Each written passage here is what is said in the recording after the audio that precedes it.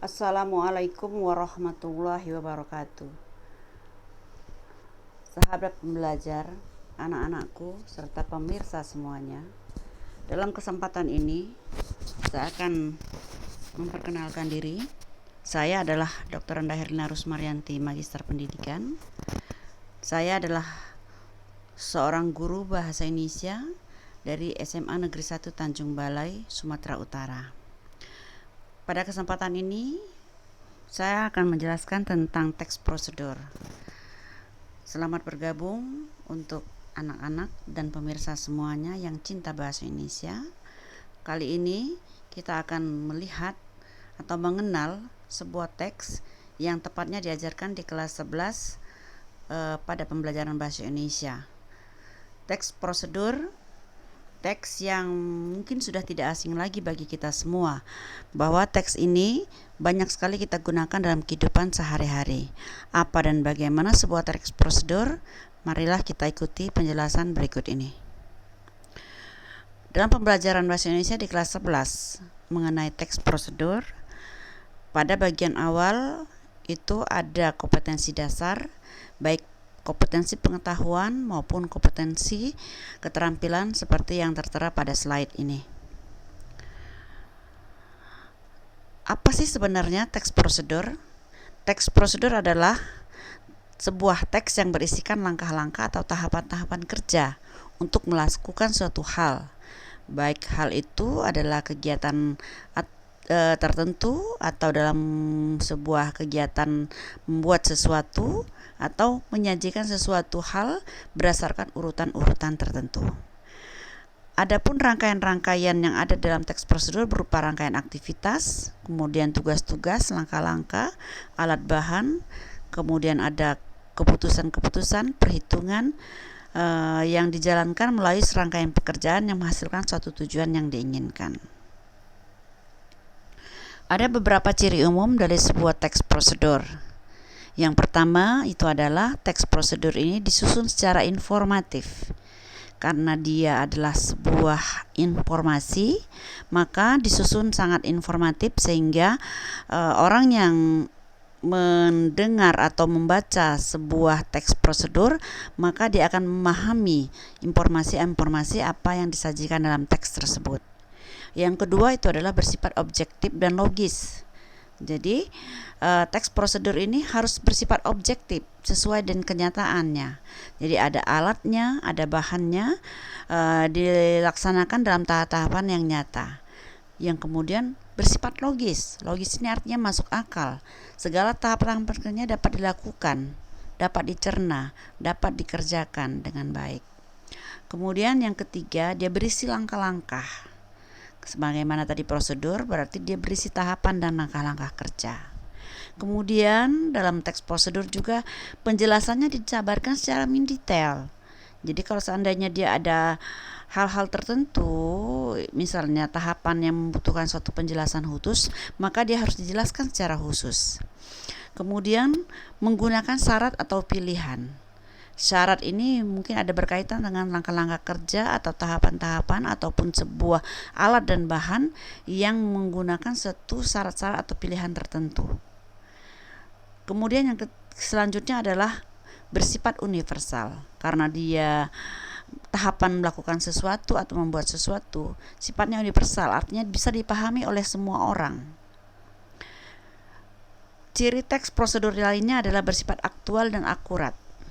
Aktual di sini artinya dia up to date, bahan-bahannya mudah dikenali, alat-alatnya bisa dicari, kemudian tahapan-tahapannya juga bisa dipahami. Kemudian akurat di sini bisa menghasilkan sesuatu sehingga tujuan yang dicapai dalam tahap-tahapan itu dapat terlihat dengan jelas. Kemudian langkah-langkahnya berkelanjutan dan dijelaskan dengan suatu penjelasan yang baik. Adapun macam-macam teks prosedur itu ada 3. Yang pertama, teks prosedur yang menjelaskan bagaimana sesuatu bekerja berdasarkan suatu instruksi secara manual. Kemudian teks prosedur yang menginformasikan aktivitas tertentu dengan peraturannya, serta teks prosedur yang berhubungan dengan sifat dan kebiasaan manusia.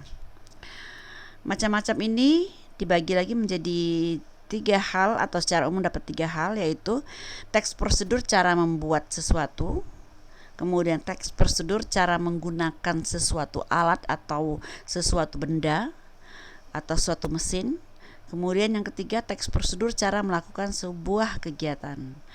Kalau saya bisa memberikan contoh, yang pertama misalnya teks prosedur cara membuat.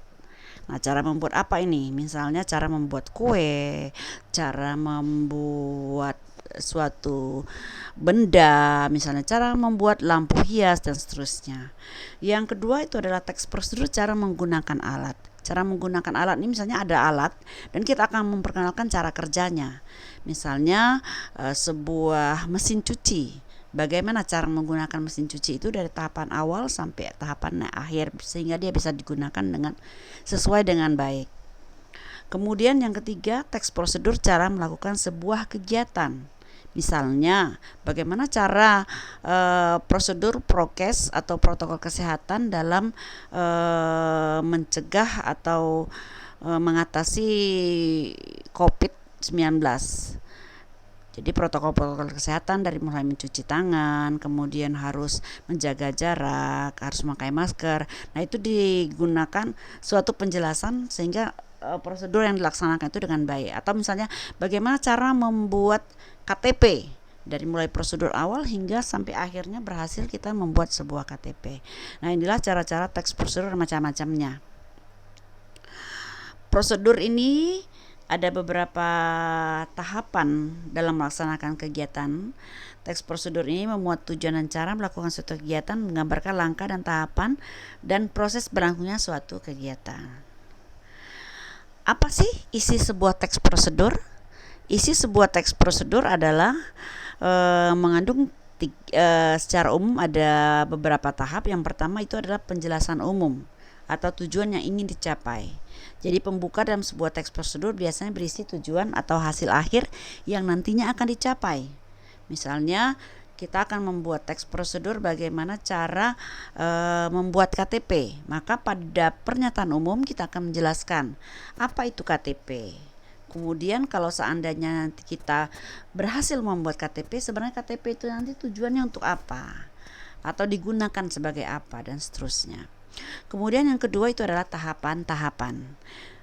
Pada bagian tahapan ini akan dijelaskan tentang prosedur atau langkah-langkah yang harus atau wajib diikuti agar bisa mencapai tujuan yang sudah kita paktakan dengan tepat pada bagian sebelumnya. Tahapan-tahapan ini nanti akan dibagi mungkin menjadi beberapa tahap, beberapa bagian, beberapa proses. Ada alat bahan yang mungkin akan terlibat dalam setiap tahapan-tahapan tersebut. Teks prosedur secara umum itu kalau dalam bentuk bagan kira-kira bisa tergambar seperti ini. Dia bisa menjadi 4. Yang pertama dia adalah judul. Jadi kita buatkan judul teks prosedurnya itu apa. Misalnya tutorial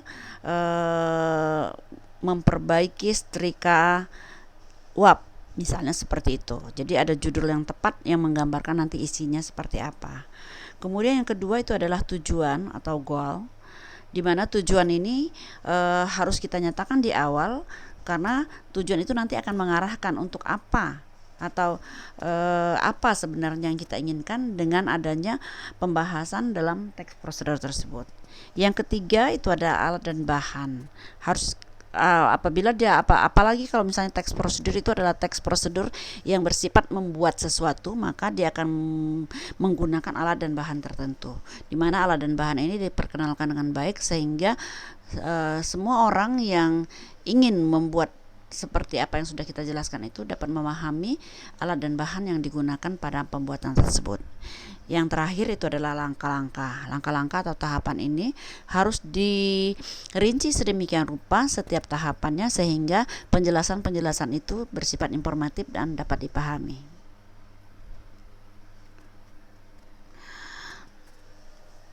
Ini adalah penjelasan secara umum yang sudah dijelaskan pada bagian sebelumnya. Sama, yaitu judul, kemudian ada pengantar atau tujuan atau goal, kemudian ada bahan dan alat, kemudian ada tahapan proses. Nah, ini adalah beberapa contoh yang menunjukkan beberapa contoh teks prosedur yang secara rinci dapat dilihat seperti ini. Di situ ada bagian tujuan yang terdapat pada bagian judul teks. Jadi pada judul teks sudah tercantum kira-kira apa tujuan yang akan dibuat dari prosedur tersebut. Kemudian yang kedua itu ada bagian material, di mana bagian material itu terdiri dari alat dan bahan. Kemudian bagian langkah-langkah prosedur itu dijelaskan dari urut-urutan demi urutan sehingga hampir akhirnya bisa terbaca dengan baik. Ini juga contoh teks prosedur. Ini contoh yang lain lagi, beberapa contoh. Nah, ini misalnya seperti ini. Pada bagian slide ini ada proses pembuatan EKTP. Nah, pada pembuatan ini itu digambarkan dengan diagram yang menarik. Ada gambar, ada penjelasan. Kemudian memang tidak secara rinci 1, 2, 3, 4, tapi mungkin panah-panah yang ada pada diagram tersebut dapat mengarahkan proses awal hingga akhirnya proses itu berakhir. Jadi ada beberapa macam cara menyajikan teks prosedur ini, bisa dengan diagram gambar seperti ini ataupun bisa juga dengan perincian alat dan bahan yang tertulis seperti pada gambar ini. Jadi ada beberapa macam. Ini juga contoh teks prosedur, misalnya bagaimana barang kiriman itu dilaksanakan. Jadi biasanya teks prosedur ini nanti akan berkaitan dengan berbagai hal dalam dunia kehidupan atau dalam dunia kerja, sehingga kalau seandainya kita memahami atau kita melihat teks prosedur yang baik, maka kita akan dapat memahami untuk apa teks prosedur itu dibuat dan seterusnya.